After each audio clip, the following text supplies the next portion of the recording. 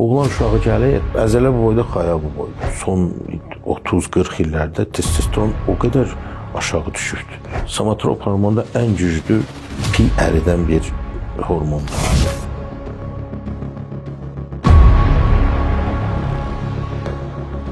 Hansı çəkənlərində adama köklüyorsunuz? Daha çox bu infarkt, insult riskinə rast gəlir. Testosteron xolesterinsiz sintez oluna bilməz. Testosteron sümüklərin möhkəmlənməsidir. 25 yaşında oğlan uşağı buraxırıq zala, orada hansısa trener deyir, bunu bu siz məncə o çox ciddi bir problemlər. Alfa Xrom artıq çəkidən azad ol. Salam dostlar, hər vaxtınız xeyir olsun. Demək kanalında Sağlam Həyat layihəsi davam edir. Bugünkü mövzumuz cinsi istəksizlik və bunun piylənmə ilə əlaqəsidir. Qonaqlarımız isə Medikus klinikasının həkimi, uroloq, androloq, cərrah Namiq İsmayılovdur. Xoş gəlmişsiniz Namiq bəy, salamlayırıq sizi. Eyni zamanda həkimimiz Humay xanım Fərzəliyevədir. Humay xanım, sizi də xoş gördük. Bugün biz cinsi istəksizliklə piylənmə haqqında danışacağıq. Namiq bəy, istəyirəm ki, sizə sualı yönəldim. Müəyyən ixtisasınıza uyğun suallarda, həm də bu da sizin.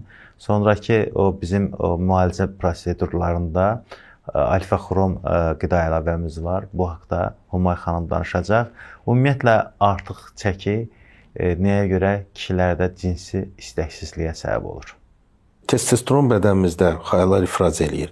Bu aktiv yoldan da gedə bilər. Dehidrotestosterona, alfa reduktazanı hesabına gedə bilər aktiv testosteron. Aromatizasiya olsa, məsələn, testosteron yaxşıdır, bu oğlan genetik sağlam oğlandır. Ancaq özünə baxmır. Pivə içir, siqaretdir, belədir, oturaq həyat. Buna aromatizasiya gedəcək. O testosteron çevriləcək estrogenə. Estrogen də qarın nahəsində pidir, müəyyən piylənmədir qaraciyərdə gətirib artıq ajreniyə çatdıracaq. Əslində biz indi buna siz artıq çəki piylənmə deyirsiniz. Bu xarici ədəbiyyatlarda, guideline-da da buna metabolik sindrom kimi baxılır. Bunlar metabolik sindrom kimi baxılır. Artıq çəki, saxarlı diabet, hipertoniya bu onun elə bir ki davamçısı kimi gəlir. Piylənmə sırası da arxasından gəlir. Hipertonik xəstəlik, ajreniya, hipertonik xəstəlik, ürək xəstəlikləri, bunlar hamısı şəkərli diabet, bunlar hamısı o ajreniyanın eləmin ki fəsadı kimi gəlir. Bir də ki bu artıq çəki haqqında deyəndə biz bir şey qeyd eləməliyik ki, elə insanlar var ki, onların bunda günahı yoxdur. Məsələn, deyək miksidema, hipofunksiya, qalxanbəri vəzin hipofunksiyası. Bu insanda miksidemadır, yəni qalxanbəri vəz yaxşı işləmir. Bu kökəlir, bunun günahı yoxdur. Bu idman da eləsə, qida da eləsə, bu hormonal faktordur. Ya deyək, içenka-kuşinqa, adrenokortikotropnik hormon deyilən bir böyrəküstü vəzin hormonudur. Onun satmamazlığıdır. Bu kuşinqoid deyilən bir sindrom. Genetik xəstəliklər var, bu da köklüyə gətirir. Burada insanın bir günahı yoxdur. Amma əksər hallarda insan özü-özünə eləyir. Düzgün qidalanmır. Məsələn, gecə rejimində yeməklər yeyir, hərəkətsiz olur, zülal əvəzində karbohidratlar qəbul eləyir. Bu arada, məsələn, yeməklər arasında atışdırmadır. Bunlar hamısı insulinə çox böyük. Şirniyyət, karbohidratlar gedir, xəmir yeməyidir. Xəmir yeməyidir, şirniyyət də başlayenidir. Namiq bəy, son dövrlərin statistikasına görə Azərbaycanda kişi sonsuzluğu ilə qadın sonsuzluğu arasındakı demək olar ki, eynidir, yəni 50-50-yədir. Yəni, bu haqda məlumat paylaşmışlar hətta. Və bu artıq çəki dediniz testosteron səviyyəsindən aşağı salır. Amma burada indi sperma məsələsi var, onun testosteronla hansı bir əlaqəsi var? Yəni, artıq çəki sonsuzluğa da səbəb olurmu? Ümumiyyətlə, testosteron deyilən hormon harada sintez olunur, mən sizə dedim. Bu testosteronun bir neçə funksiyası var. Bu insanın, kişinin muskulaturasıdır, sümüklərinin möhkəm olmasıdır. Bu muskulatura, bəli, odur, libidosudur, libido cinsi həvəsdir, da bir funksiyası da bu spermatogenez funksiyasıdır testosteron. Yəni testosteron azdırsa da spermatogenez də təbii ki aşağı olacaqdır. Bax bu testosteronun da deaktivləşdirən bu piylənmədir, artıq çəkidir. Bilirəm, indi mən onu hərdən bir pasientlərə deyəndə deyir ki, biz də tanıyırıq, kök adamdır, uşağı da var, bu var. Olur, elə də olur. Amma belə yekunda götürəndə testosteron vaxtından əvvəl testosteron düşüklüyü olur kök adamlarda.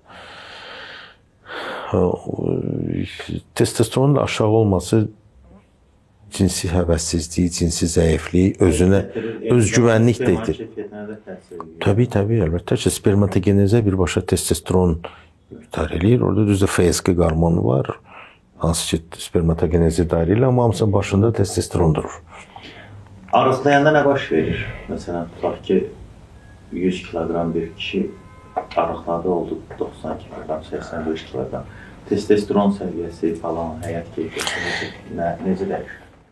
Siz orada belə birbaşa korrelyasiya, indi onu mən sizə deyə bilməyəcəm. Korrelyasiyada 10 kilo düşəndə nə qədər qalxır da. Amma ümumi biz bilirik ki, insan lazımsız çəkini itirəndə, bu azad olanda, prinsip bu qarın piyi var da, qarın piyi. Bu sindrom Abkradova deyirlər, oğurluq sindromu. Məsələn, aortadan gələn damarlardır, aşağı gəlirlər də, cinsi orqanlarda da. Bu qarın piyi qanın əksər hissəsini oğurluyursa da, aşağı orqanlara, mal-itaza, cinsi orqanlara az gedir qan. Çünki oğurluyur hamısı. Bu qarın piyi nə qədər çox olsa, qan da o qədər oğurlanır, aşağı az gedir. Bu da sizə elə ən belə yavni cinsi zəifliyin bir səbəbi. İkinci tərəfdən kök adamlarda mən sizə dediyim kimi deaktiv olur testosteron.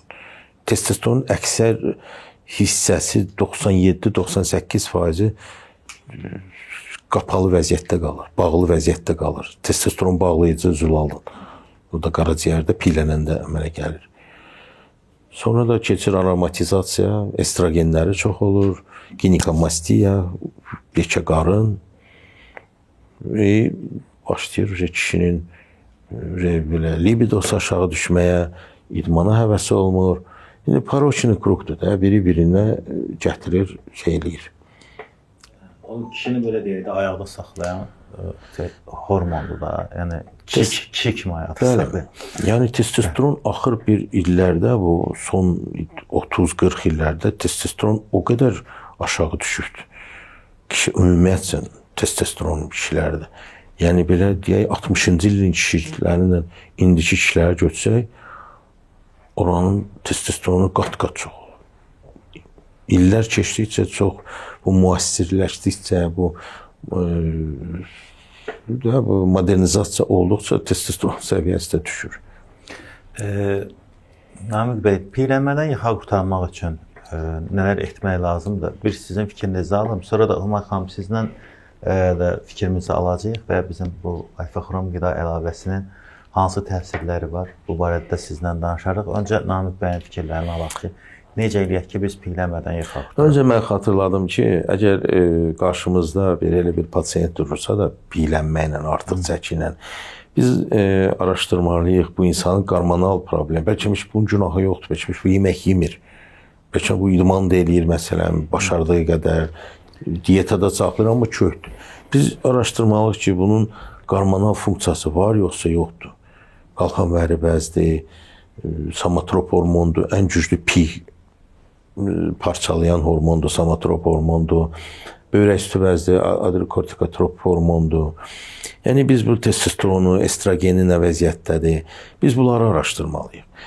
Yox, gördük ki, bu insan normaldır, elə bir yoxdur, yalnız şəkəri qalxır, insulini qalxır. Bilirik ki, bu alimentar faktora bağlı bir şeydir, bunun həyat tərzinə bağlıdır. Yediyi qidanın keyfiyyətinə, hipodinamiya deyilən bir hərəkətsizlikdə, yəni həyat rejiminə, yuxusuzluqdur, çox piylənmə verən.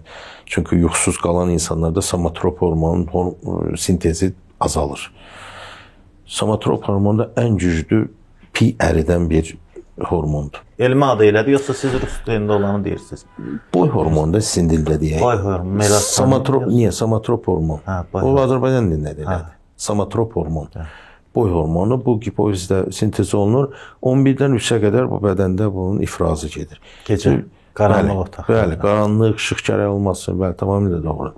Yəni bu insan səhərə qədər oturur, çatda, telefonda 3-də 4-də yatırsa, ondan sonra istəyir 12 saat yatsın, somatrop hormon olmayacaq.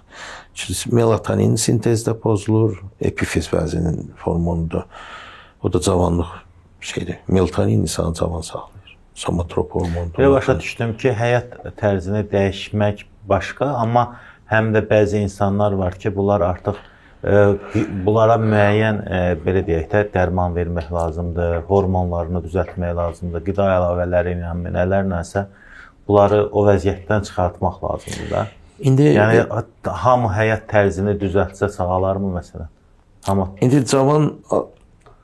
cavan nəslə biz onu yönəldə bilərik həyata. Amma indi 50-60 yaşında insan gəlirsə, orada əlbəttə ki, zboy çox olur da, yəni insulin sistemində də, başqa hormonlarda olur.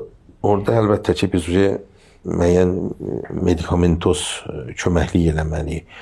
Amma tövsiyəm odur ki, hər bir kök insan o mütləq onun qarşısını nə qədər tez alsa o qədər yaxşıdır. Yəni peşəkar həkim onu düzgün istiqamətə salmalıdır. Hansı çəkən üzərində adama kök deyirsiniz? Qarnı qabağa çıxan hər adam kökdürmür məsələn. Yer gəlmişkən məndə də var. Yox, siz kök sayılmısınız. Kök sayılmısınız. İndi qarın o idmançıların da əksəriyyətində olur. İdman atandan sonra bir müddət. Çünki qarın əzələsini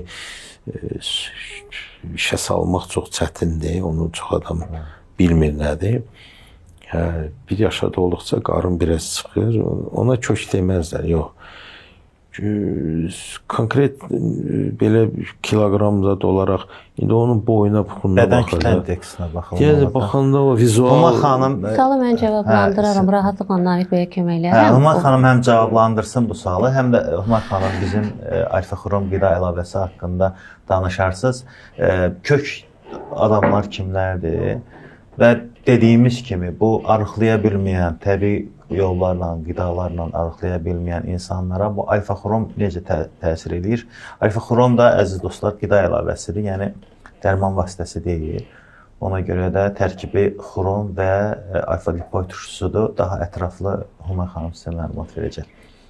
Təşəkkür edirəm sualınız üçün. Birinci sualınıza biraz açıqlama vermək istəyirəm. Əminəm ki, bizi dinləyən, yəni ümumiyyətlə piyələnmə haqqında podkastları dinləyən hər bir kəs birinci növbədə araşdıracaq ki, onda piyələnmə var, yoxsa yoxdur. Əslində çox rahat meyarlar var bunu ölçə biləcək. Bədən çəki indeksi deyilən, bütün dünyada qəbul olunan bir formul var. Boyun çəkiyə münasibəti çox rahat internetdə də əldə oluna biləcək bir formuldur. Bunun göstəriciləri 25 rəqəmin üzərində olduğu təqdirdə artıq çəki hesab olunur. Amma 30-un üzərinə keçəcəyi təqdirdə artıq piyələnmə diaqnozu qoyula bilir və hətta piyələnmənin dərəcələrinə görə 1-2-3-cü dərəcə ağırlığında təsnif oluna bilir. İkinci bir göstərici var. Misal üçün belə bir fikir irəli sürülür ki, bayaq həkimimiz Namiq bəy bildirdi. Əslində qarın tipli piyələnmə, yəni visceral daxili piyələnmə ola bilsin metabolik sindrom adlanmaqla ümumi piyələnmədən bəzən daha təhlükəli ola bilir. Çünki orqanizmdə birbaşa yağ mübadiləsində mənfi təsir göstərir. Qaraciyər piyələnməsinin ürək-damar xəstəliklərinə artmış riskini, istər infarkt, istər insultun yaranmasına səbəb ola bilir. Buna arterial hipertoniya və s. Buna görə də qarın tipli piyələnmə bəlkə də ilkin olaraq nəzərə çarpmaqla daha tez təbil vurmağa vadar eləyə bilər. Bunu da ölçməyin çox rahat yolu var. Qadınlarda bel dairəsi, yəni bel ölçüsü talya 88 sm-in üzərində, kişilərdə 94 sm-in üzərində olduğunda artıq qarın tipli piyələnmə diaqnozu qoyula bilər. Sözsüz ki, bunu tamamlamaq üçün digər göstəricilər də olmalıdır. Qanda xolesterin, triqliseridlərin miqdarı ölçülür. Yəni doğru dildə insanlar bunu zərərli, xeyirli xolesterin kimi ayırd edirlər. İnsulin həssaslığı, insulin direnci deyilən məfhumlar var. Bunlar ölçülür və s. Və sözsüz ki, burada artıq mütəxəssis rəyi önəmlidir. Çünki doktorun söylədiyi kimi, əgər bu piyələnmənin səbəbində hər hansı hormonal pozğunluq yatarsa, bunu mütəxəssissiz müalicə etmək çox çətin ola bilər. Amma hərgah alimentar faktor daha ön plana gəlirsə, qeyri-düzgün həyat tərzi və mütləq surətdə qeyri-düzgün qidalanma, burada biz bilirik ki, önə gələn nədir? Qida rejiminin düzəldilməsi, qida porsiyalarının dəyişdirilməsi, qida tərkibindən o rahat, asan həzm olunan karbohidratların çıxarılması, şəkərdən imtina və s. Düzdür, bunlar bir gün, 2 gün olan şey deyil. Tədricən olur. Fiziki aktivlik həddən artıq önəmlidir. Yuxu rejiminin normallaşdırılması önəmlidir. Emosional statusun həmişə pozitivdə saxlanması önəmlidir və mütləq surətdə öz bədənini, orqanizmini yaxşı tanıması lazımdır. Zaten bu təhlükələri bilən insan avtomatik olaraq arıqlama proqramına başlayacaqdır. Azərbaycan qida məhsulları, bioloji aktiv qida məhsulları arasında alfa-xrom adlanan maddə var. Hansının ki, tərkibində siz vurğuladığınız kimi xrom və alfa-lipoid turşusu var. Piyələnmənin əksər səbəblərindən biri insulin direnci olduğuna görə, bu insulin direnci də çox vaxt dolayı yolda qeyri-düzgün qidalanmadan qaynaqlandığına görə həyat tərzi heç, qidalanma tərzində yanaşı dəyişikliklərlə xrom tərkibli maddələrin qəbulu bəzən çox gözəl fayda verir. İnsulin direncini aradan qaldırır, şəkərə meyli azaldır, iştahın meyli azaldır, iştah azaldır. Bundan başqa alfa-lipoid turşusu adlanan maddə yağ mübadiləsində aktiv iştirak edir, qaraciyər piyələnməsini aradan qaldırır, kompleks müalicədə aktiv iştirak edir. Xolesterinin təsirindən ateroskleroz, yəni qan damarlarının zədələnməsinin qarşısını alır və kənardan görsənən effektlər nədir? Bədən çəkisinin və sırf qarın nahiyəsində olan piyələnmənin tədricən azalmasını pasientlər özləri müşahidə edə bilirlər. Bundan başqa, Namiq bəyin də təklif etdiyi kimi fiziki aktivlik, hansı ki, mütləq şəkildə artırılmalıdır və kişilər də çox vaxt arıqlama proqramının içində ona üstünlük verir, idman zallarına üst tuturlar və s. Burada ilk olaraq da oynaq və əzələlər də yükə məruz qalır. Bax, bu halda alfa-lipoid turşusu çox effektiv antioksidant olduğuna görə əzələlərin artmış fiziki yük nəticəsində oksidativ stresini, yəni zədələnməsində qarşısını ala bilir. Bu yandan da yağları parçalamaqla əzələlərə enerji şəklində depo verir və arıqlama proqramına alfa-xrom tipli preparatın daxil olunması ümumi effektivliyin artırır. Həm bədən çəkisinin azalmasına, həm də qanda zərərli xolesterin miqdarının aşağı düşməsinə gətirib çıxara bilir. Umar xanım, bizim bir neçə müsahibəmiz olub. Yəni bu qida ilavəsi haqqında danışmışam. Şərhlərdən gələn şərhlərdən mən sual vermək istəyirəm ki, məsələn, eləsi yazır ki, mən atdım, faydasını görmədim. Amma mən ona yazdım ki, siz əlavə olaraq hərəkət etdinizmi, qidada azaltma oldu mu, falan oldu mu? Təbii ki, yazdı o mənə ki, iştahım azaldı, qidanı az yeməyə başladım. Amma çəkim çox da elə də şeyləmədi, yəni dəyişmədi. Yəni, belə başa düşürəm ki, bu həm də fiziki aktivliklə bərabər olmalıdır bu məsələdə. Yalnız o deyil. Dediklərinizin hamısından razıyam. Pasiyentin də fikrinə əlbəttə ki, hörmətlə yanaşıram. Danışdığımız kimi, xrom tərkibində olan maddələr insulin direncini normallaşdırmaqla iştahı azaldır, şəkərə meyli azaldır. Pasiyent bu maddələri doğrudan da qida rasionundan çıxardı mı? Çünki bizim məqsədimiz nədir? Pəhriz saxlamağa yardım etmək və ac qaldığı zamanı insanda o hipoglikemiya kimi təzahür edən, yəni halsızlıq, baş gicələnmə, yorğunluq, əsməcə, ac qala bilmirəm deyən halları aradan qaldırmaq. Yəni sən bunu at ki, halın olsun ki, durub gedib gəzəsən də, bura 10 min atma. Halın olsun ki, düzgün pəhriz saxlayasan. Amma bunu atıb sonra da gedib üstündən təzədən eyni yeyibsən. şeyləri yemək, iştahım azaldı o demək deyil. İştahım azaldı, bəli, miqdar olaraq az yeyirsən. Bəs qidanın tərkibindən lazımsız maddələri çıxardı mı? Bir, alfa-lipoid turşusu yağları parçalaması üçün təsəvvür edin, bir insana təxminən nə qədər zaman lazımdır ki 10 kilo artsın? Təxminən o qədər də zaman lazımdır ki, bu kiloları tədricən versin. Amma bir qədər də daha çox əziyyət çəkib, üzr istəyirəm, fiziki aktiv olmalıdır və həyat tərzində dediyimiz dəyişiklikləri etməlidir. 2-3 ay boyunca klinik tədqiqatlarda göstərilir ki, xrom qəbul edən pasientlərdən çəkidə azalma baş verir. O cümlədən ümumi orqanizmin sağlamlıq vəziyyətində xeyli üstünlüklər faydalar ortaya çıxır. Ən qabarıq gözə çarpanı qanda xolesterinin miqdarının normallaşmasıdır. Eyni zamanda üstəlik də insulini belə deyək də, insulin Miqdarını aşağı salır. qıranı kimyəvi preparatlarda var, amma bu kimyəvi sayılmır da, qida əlavəsi. Qida əlavəsi bütün dünyada, xüsusilə inkişaf etmiş ölkələrdə bioloji aktiv qida məhsulları hətta marketdə də əl çatandır. Zaten verilən dozalarda, tövsiyə olunan dozalarda içildiyi zaman demək olar ki, yan təsir göstərmir. Amma sözsüz ki, təkrar həkim kimi, məndə Namiq bəydə həkim kimi biz tövsiyə edirik ki, ilk olaraq həkim müayinəsindən keçsin. Umay xanım, təşəkkür edirəm. Çox sağ olun. Geniş məlumat verdiyiniz üçün. Mən sonuncu sualımı Namiq bəyə yönləndirəcəm. Namiq bəy, siz müəyyən səbəblərdən danışdıq və bunun aradan qaldırılması üçün müəyyən şeyləri dedik. Son olaraq bilmək istəyirəm, bax, son dövrlərdə Azərbaycanda infarktların sayı artıb, insultların sayı artıb. Yəni, bu sosial şəbəkələr çıxıb, biz bunu çox görürük. Ya da ki, həqiqətən də belədir. Xüsusən də kişilərdə daha çox bu infarkt, insult riskinə rast gəlinir. Hətta bəzi kişilər öz-özündə qadınlara belə şeyləyirlər ki, sizə heç nə olmur, nə olur, siz ağlayırsınız, eləyirsiniz, nə bilim, biz kişilərə infarkt keçiririk. Testosteron hormonunun həm də bu infarktla, insultla əlaqəsi varmı? Çox sağ olun sualınız üçün. Öncə olan çıxışlarda sadalamışdım bu haqda. Bu infarkt nədir öncə deyim, bu bütün tamaşaçıların hamısı bilmir. İnfarkt, insult nə deməkdir? İnfarkt bu əzələ işləyir, miokard ürəkdə.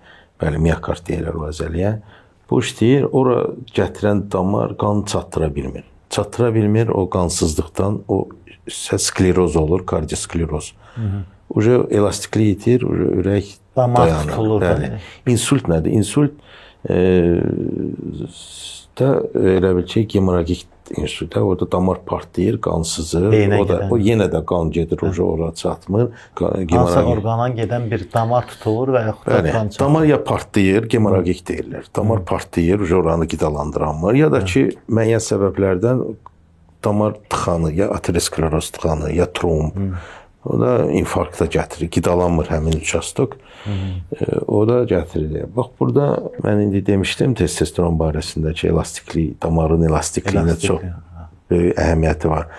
Amma çox vaxtda bu damarların, kardioloqlar bunu daha yaxşı bilirlər, onlar anjiyo eləyən zaman görürlər ki, ürəyin əsas damarları var da, koronar arteriyalar var, belə şaxələri, onlar xırdalanırlar. Onların tıxaçlanmağı, yəni trombdan ya aterosklerozdan, qan az gəlir həmin yerlərə. Xolesterol da yəqin ki, xolesterin də əslində xolesterindən çox vaxtı belə qorxurlar onun haqqında belə. Amma əslində xolesterin bizə lazım olan bir şeydir. Amma xolesterin yaxud da oranın daralmasına səbəb olur da damarların, belə deyil. Bu siz yanlış fikirdir biraz. Elə deyil. Əslində orada lipoproteinlər var da, высокая плотность, низкая плотность, aşağı sıxlı, yuxarı sıxlı. Onların doymuş piylə, doymamış piylə. O xolesterin bizə lazımdır hormonlarımız üçün. Testosteron xolesterinsiz sintez oluna bilməz. Yəni bir neçə hormonlar, hansı jir rastvarimi, onlar hamısı xolesterin də onların tərkibində. Bizə xolesterin lazımdır. Ateroskleroz nə vaxt olur? Yalnız o damarın, sağlam damarda ateroskleroz olmur. Yalnız o damarın intima deyilən zədə olanda orayı başlayır yavaş-yavaş yapışır, adgeziya olunur, yavaş-yavaş orada tromba əmələ gəlir. O damarın intiması zədələnəndə. Ona görə də damarın o elastik olması çox önəmlidir ki, damar sağlam olsun. Sağlam damarda elə şey olmur. Amma bu artıq çəkili adamlarda testosteron az olur, elastiklik az olur damarlarda. Testosteron həm də damarların elastikliyi üçün. Testosteron sümüklərin möhkəmlənməsidir. Testosteron damarların elastikliyidir. Testosteron nastroyeniyamızdır bizim. Deymək, gülmək. Testosteron bizim libidomuzdur. Testosteron spermatogenezdir. Testosteron uqlivodniyamız, şəkərin tənzimləməsində iştirak edən bir hormondur.